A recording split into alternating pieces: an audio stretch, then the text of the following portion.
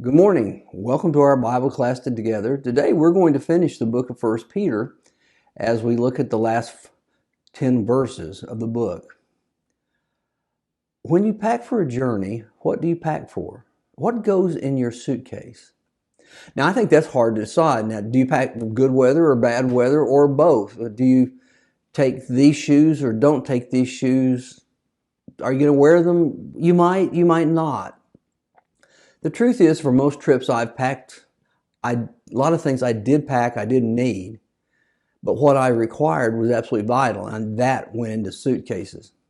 So when we come to the end of the first letter of Peter, we hear these last pieces to come together. Now, while we have a second letter, we'll never know if Peter really planned to write it. A lot of times you write letters like this thinking this is the only letter I'll write, but then later on we'll say, I think I needed to add some things. So the second letter comes about. We're going to look at that in our next section.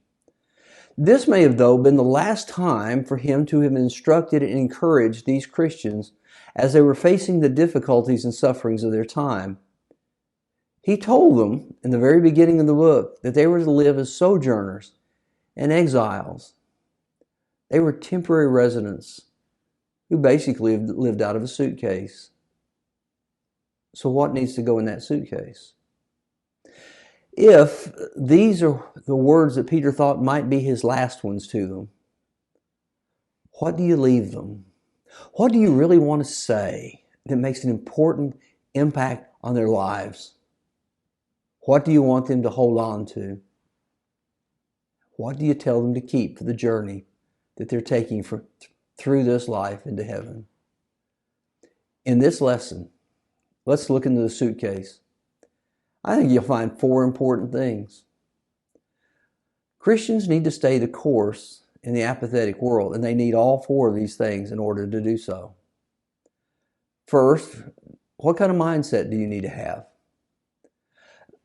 Think about being in suffering. It might become every man for himself. After all, if I'm not going to be responsible for you, I've got enough on my own plate to handle. I've got to take care of me, and you've got to take care of you. It's always a dilemma when you're coming with those kind of choices. In the 1900 hurricane in Galveston, fathers found themselves making an anguished choice between a lot of things. As the water rose and you could only handle one child, and you had three, which one would it be? Or suppose there was a neighbor's child who was floating along. Did you try to grab him and perhaps lose your own?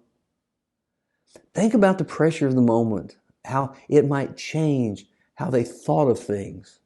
Because it's easy to be selfless when things are going right, when it takes everything that you've got. Aren't you going to focus on that? But Peter begins where he left off in verse 4. And that's signaled by this word, likewise. Likewise, you who are younger, be subject to the elders. Clothe yourself, all of you, with humility toward one another. For God opposes the proud, but gives grace to the humble. Just as we found in chapter 3, when Peter had given instruction to wives to submit to the husbands in the family, he instructs those who are younger to submit to the elders of the spiritual family. He instructed last week the elders to shepherd the flock, but for a flock to be shepherded, it has to respond in submission, and it has to listen to them, it has to accept their wisdom, even though it may not make sense. Sometimes older people do know things that younger people don't. I always like what Mark Twain observed. He said, when I was 16 years old, my father was the dumbest man I knew. But I was amazed that by the time I had turned to 30, how much smarter he had become. Maturity sees things that youth just cannot. And that's a tragedy because many times younger people have more knowledge and less wisdom. But this submission is not the same as subjection. It's not someone standing on your neck, making you do whatever you want to, demanding compliance. Instead, in Christian thought, submission is self-accepted. You take it on yourself. See, Peter puts that on the broader trait of humility. For no one can submit themselves unless they have humility. He says, clothe yourselves, all of you, with humility toward one another. Humility is the art of seeing yourself as you indeed are, not as you imagine yourself to be. We assume we're vital to the planet. Many assume they're prettier than or more handsome than others. They're more talented than others. I'm more capable than others. I'm smarter than others. And I suppose in some narrow ways we are. Yet most are born into obscurity and pass into the same obscurity. They barely make a dent in the living that they're done here. But humility is a complex trait to acquire because we all want to be important. Our egos fluff our emotional feathers to where we are much too important than we believe than we really are. Yet, humility is the trait Jesus invites us to share. He knew what it was like. He was humble because he knew how to lower himself. Because when we are humble, we step up to the life that Jesus lived. Peter paints a picture. He says, clothe yourself with humility. And he takes them back to a very familiar image that they have seen thousands of times in a Roman household that's replete with servants. The saying we use says, clothes make the man. In the Roman world, clothes made the slave. A slave served in a garment, gathered around the waist and tied up so it would not get in the way of walking and hurrying and working. And so when a slave would put on this garment, it reminded himself of the status in Roman life. That's the term that Peter wants these people to hear. You need to put on the servant's garment. By doing so, you take the role of the servant who serves the body. That's the power of humility. And it's much like Jesus taking the basin and the towel in the upper room and washing the disciples' feet. I'm sure Peter remembered it because he was the one who protested so greatly. It was something that was donned by a slave, but also in Christianity, by a master. But those words grate against us like fingernails on a chalkboard in a world that preaches self-promotion and personal branding. We're supposed to prove ourselves, lift ourselves above the crowd, make sure that we are seen, claw our way to the top, be noticed by everybody. The like button on Facebook is both friend and enemy to the person who needs the validation of how important they are. Yet, for the Christian, it's the opposite. Find ways to help other people. Go out of your way to do things for which you'll never receive recognition. You never get plaques or trophies or headlines for serving as Christ served. Instead, you get something else. That is what is spoken of in the last part of verse 5 and into verse 6. Likewise, you who are younger, be subject to the elders.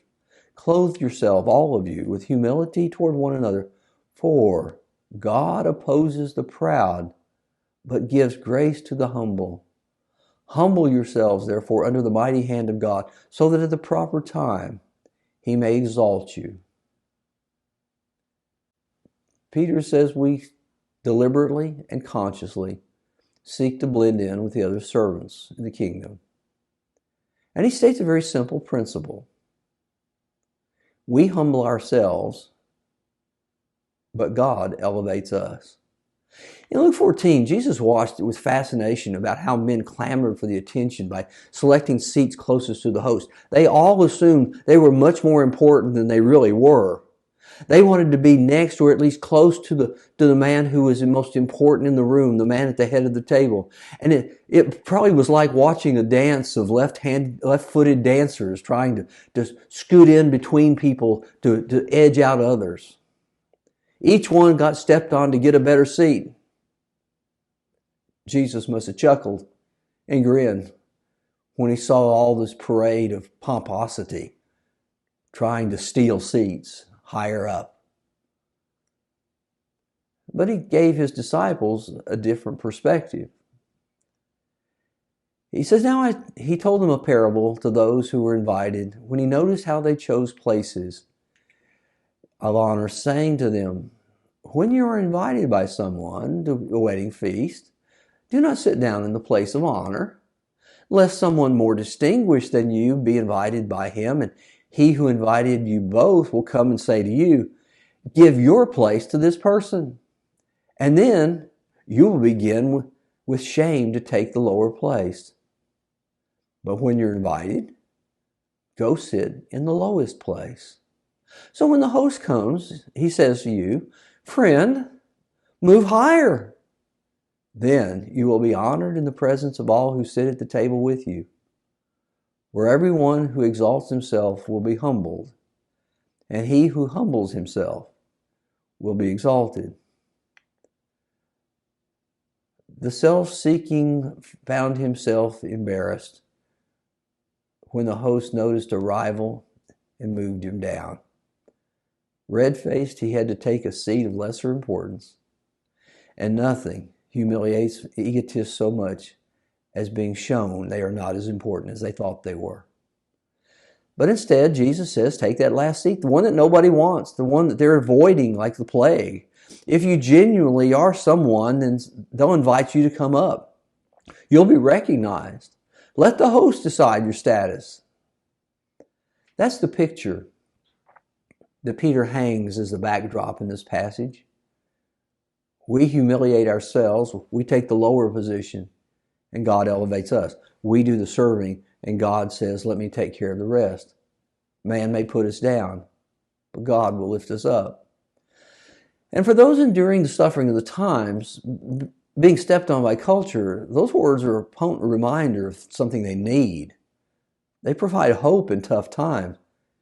I can stand today's humiliation to gain tomorrow's glory. Can you? But how do you stand the strain? Imagine a family who finds their job has been taken away simply for their faith, or their life has been threatened. If you don't do something about it, who will? You can't depend on others because you have to grab the bull by the horns. That's at least what we say. It is the whisper of man's ego to distressed ears. And because we want to be in control of things, because we want to put our arms around and take care of everything, and things that seem to be out of our control, it creates something else called anxiety. That word anxiety has worn a path through Scripture. Many times it's rendered with worry, furrowed brows, crow's feet at the eyes, bowed backs, gray hair. But really it's a picture of a man's mind divided in pieces. It describes the divided attention worry brings. After all, what keeps you up at night? Where does your mind wander to when you're upset? How much do you focus on anything, much less your spiritual life, when it seems like one part of your brain is always somewhere else, thinking about the problems of life that you have to tackle, that's your responsibility, that you have to step up to the plate to fix? And yet Peter says the way you find peace in humbling times is this: casting all your anxieties on Him, for He cares for you. Take all those thoughts and concerns about how am I going to, and throw them on God's shoulders. It took Peter back to the gates of Jerusalem on a spring day. It looked like victory on that day. Jesus didn't receive a cross, but accolades from crowds. It has been what we call Palm Sunday. Jesus enters Jerusalem, and someone brings him a colt for him to ride into the city like the conquering hero as he enters the city of David, his forebearer. But before Jesus mounted the colt, They did something. They brought the colt to Jesus and threw their cloaks on it, and he sat on it. What they did to that colt by laying their coats on his back is what we do with the thoughts, which are the spiritual cleavers that keep us from focusing on God. Let him do the carrying. You put it on his back, much as you would put a blanket on the back of a donkey or a horse. We can turn loose, though, for a particular reason. Casting all your anxieties on him, because he cares for you. We can let the mind settle back into peace and focus because something is being taken care of for us. And Peter strengthens this concept through the tense that he uses, which means God constantly and continually cares for us. God never goes off the station or off the clock. He never takes a break. He's holding all of our needs all of the time. Middle of the night, middle of the day, the middle of the problem. God has your cares if you will just lay them on his back. Now please rest. Take your time to serve each other because God will take care of your needs. You'll have everything life requires. And we can bow because we know that God will elevate us. But there's more in Peter's suitcase. Twice we've heard Peter speak of being sober and alert. It's a theme that means so much in difficult times, but now he comes back for the third time to repeat it again. Be sober-minded, be watchful. Your adversary, the devil, prowls around like a roaring lion, seeking someone to devour. The words and meanings are the same. Keep a clear mind about yourself. This time, it's not concerning persecution, but something much too personal. Because we can grow complacent.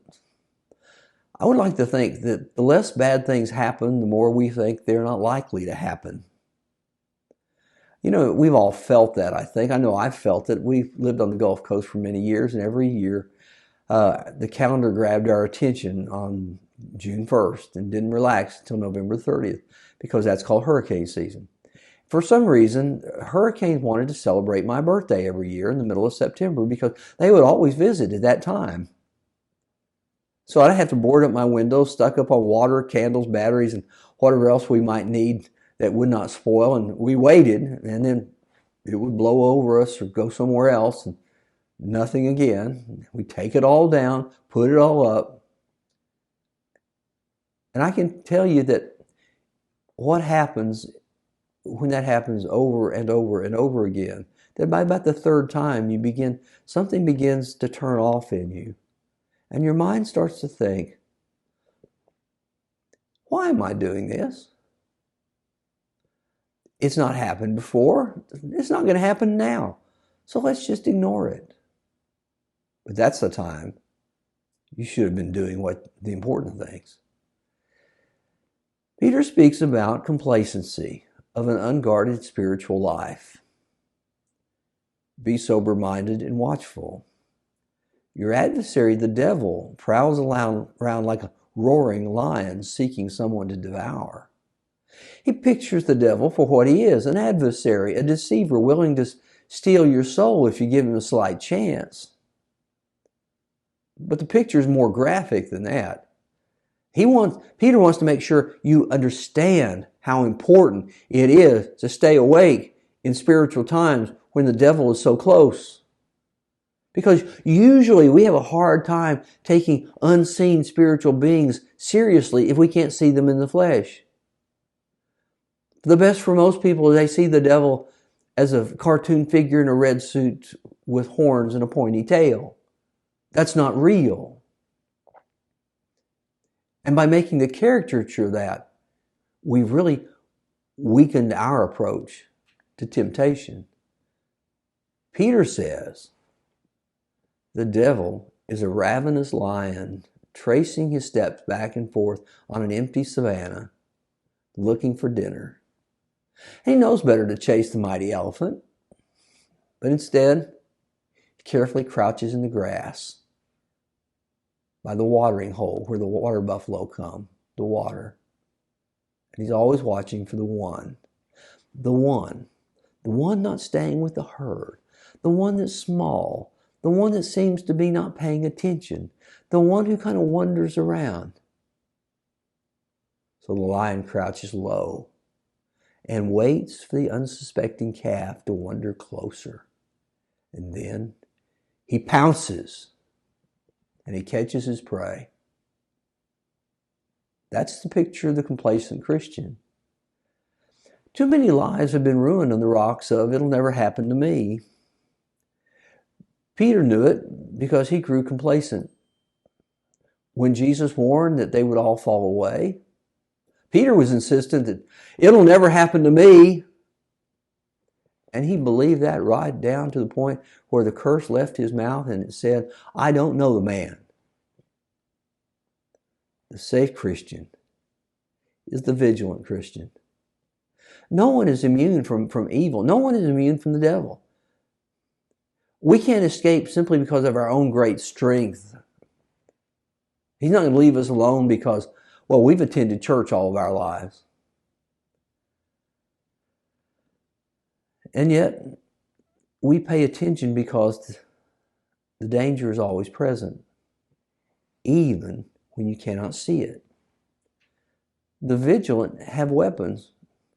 We're not powerless against the devil. He's not God. That's a reality we probably have not thought of. We think about the devil as being a counterpart to God, on equal par. He's not. God is superior to the devil. And the devil does not have God's power. And so Peter says, resist him. Resist the devil. Firm in your faith, knowing the same kinds of sufferings are being experienced by your brotherhood throughout the world. Peter says, stand against him. Don't melt. Don't give up. But make yourself bigger than life. Because the truth is, what the devil does, he intimidates. But if you don't let him scare you, you can beat the battle. But you do have to stand up to him and say, no, I will not let you. We had a situation at church one Wednesday several years ago now. A man came to the building seeking some help, and so we helped him, and he left the office, and we assumed that he left the building, but he didn't. Unknown to us, he made his way down the south hallway into the south wing where the ladies' Bible class was meeting. Now, at that time, they collected money for their materials, and they just left it in the basket, all cash. Well, the man helped himself to the basket, but someone saw him. So they came and got me. Now, why they always come and get me, I don't know. I don't look like a bouncer, do I? But they did. And so I went down and I confronted the man and I asked him to put the money back and we'd call it even. He protested that he didn't take it, even though you could see the bill sticking out of his front pocket. So I said, well, then we'll let the police sort this out. And I began to turn, and at that point he shouted at me, I'm not going to jail. And he ran down into the hallway by the lower nursery, where there were babies being kept in the nursery. I knew at that point, because of danger, I had to get him out of the building somehow, some way. And so I ran after him, and he stopped, and he took a swing at me. And now remember something, he was a small man. I outweighed him by a good 50 pounds, and I had 5 inches on him. And so I just kind of deflected whatever punch he threw, because he was not exactly Muhammad Ali in the way he threw punches. But I also decided I had to do something. I wasn't going to sit here and have a fight with the guy. So I started acting like a crazy man.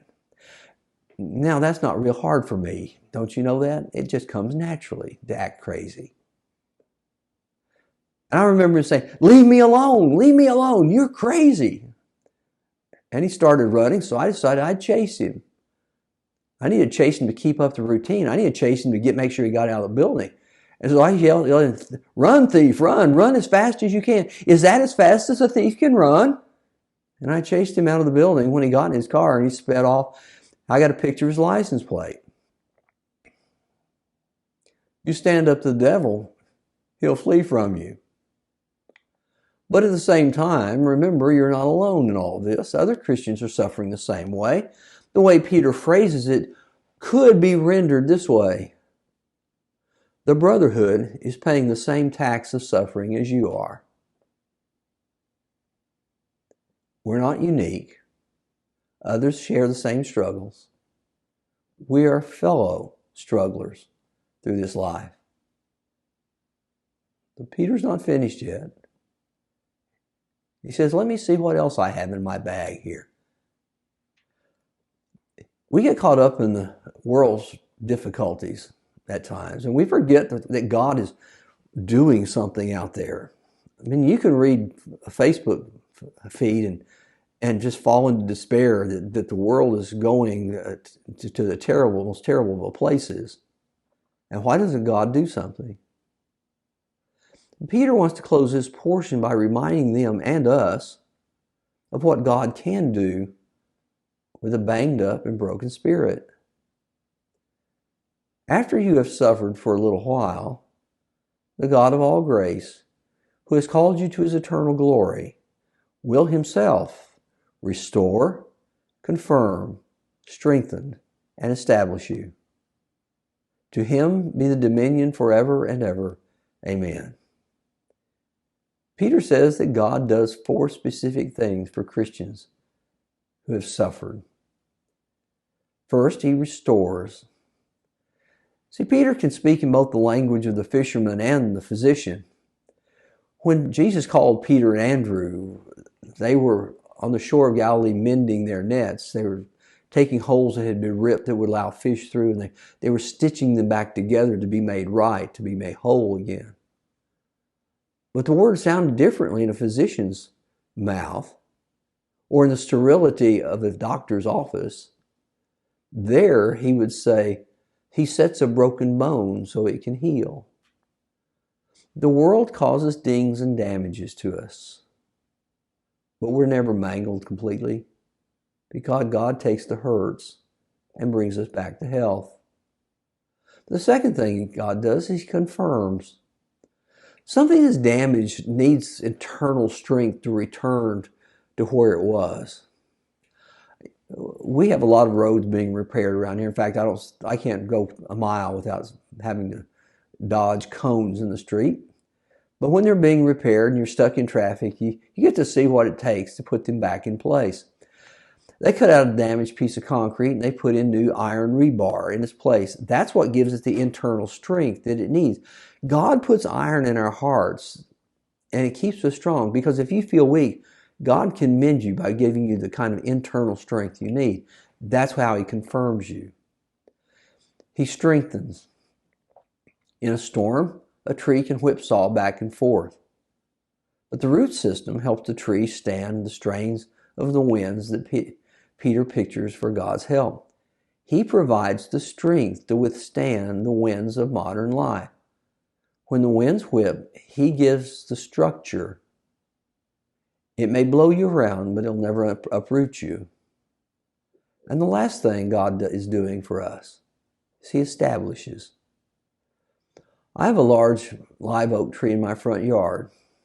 In the 21 years of living here, it's grown larger. Once there was a light buried in the ground that at one time, long before we moved here, would shine up and where we could see the trees. But it was no longer in use. But about 4 years ago, the tree grew so large that it enveloped the light and reduced it to nothing more than dust. Growth took it in.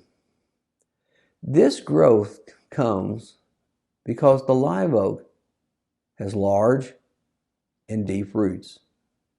It provides the life and stability that is needed to withstand thunderstorms and ice storms. God puts those kinds of roots in your life. He gives you the foundation you need to keep you fed and growing, to keep your feet on solid spiritual ground, even in the most challenging of times.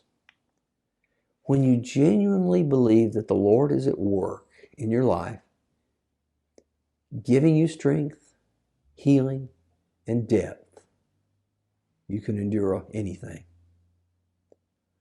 But there's one last thing in that suitcase.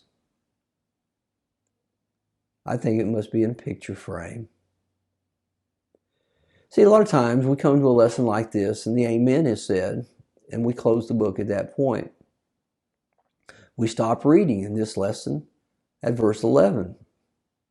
But Peter's not finished. Instead, the older Peter, with shaky hands and dimmed eyes, takes the pen from his secretary, who we will meet, and pens the last 3 verses as a personal close. In this section of the letter, it's important. I like these sections in letters because they tell us so much more than the incidentals we think they are. Because here we meet 3 groups of people. First, we meet a man named Silvanus. By Silvanus, a faithful brother as I regard him, I have written briefly to you, exhorting and declaring that this is the true grace of God. Stand firm in it. Silvanus is his Roman name, but he's better known in Scripture as Silas. Silas was Peter's secretary. By him I have written these things. Silas was an expert at playing second fiddle. When Paul and Barnabas parted company over a disagreement in Acts chapter 15, it was Silas who took the second journey. It was always Paul and Silas. He was in the Philippian jail with Paul when the earthquake came and when the jailer was baptized. And no matter where he was needed, whether assisting Paul or writing Peter's letters for him, he never minded being in the shadows. But the second we meet in this small section is someone who's called She Who Is in Babylon. She who is in Babylon, who is likewise chosen, sends you greetings, and so does Mark, my son. Some believe that this is a Christian woman, but that really doesn't make much sense not to name her if she is known by this church. There's no reason to say anything if she's unknown to them. And Babylon? Some would like to make this historic Babylon, the place where Daniel and Meshach, Shadrach, and Abednego were taken at the time of Jeremiah.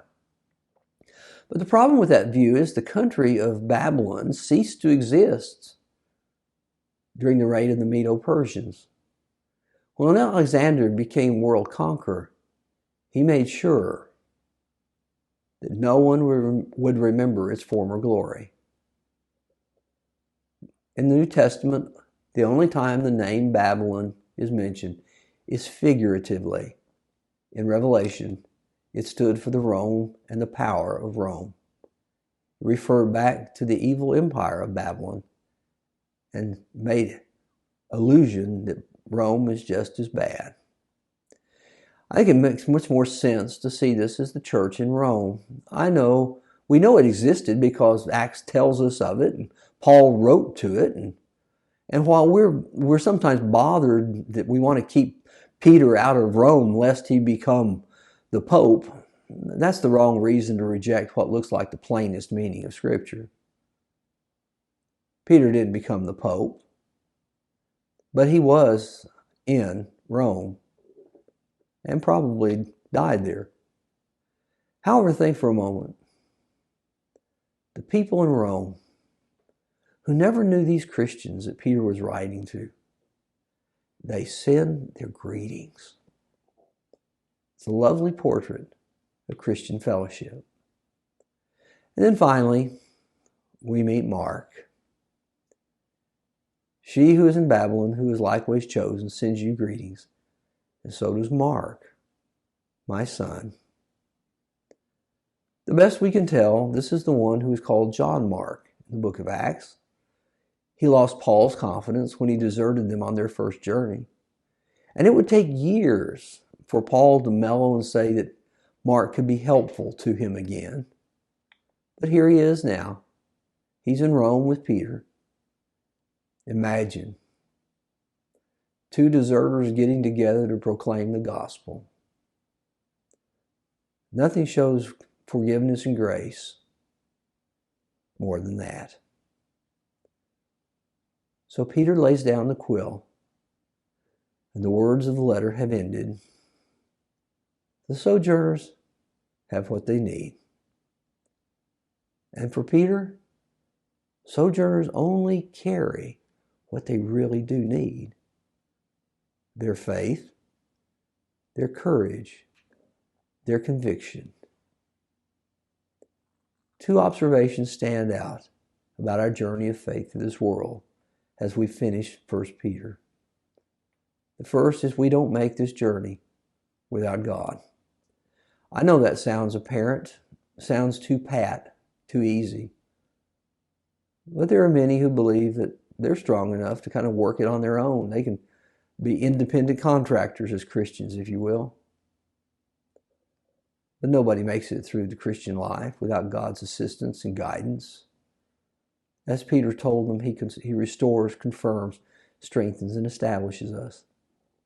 We can't get that from anywhere else. But the second great truth is we don't make our journey without others. It isn't 1 Peter that we hear twice the idea of brotherhood. We're bound together by blood, the blood of Christ. We are deserters made whole, fearful made courageous, and weak made strong. We don't travel by ourselves. We travel together. So here's to a fair journey that we take together. Thank you for joining me today. It's always been my pleasure to be in your home with you on Sunday mornings. And I hope that you'll join us next week as we begin our study of the second letter that Peter writes. Have a great day.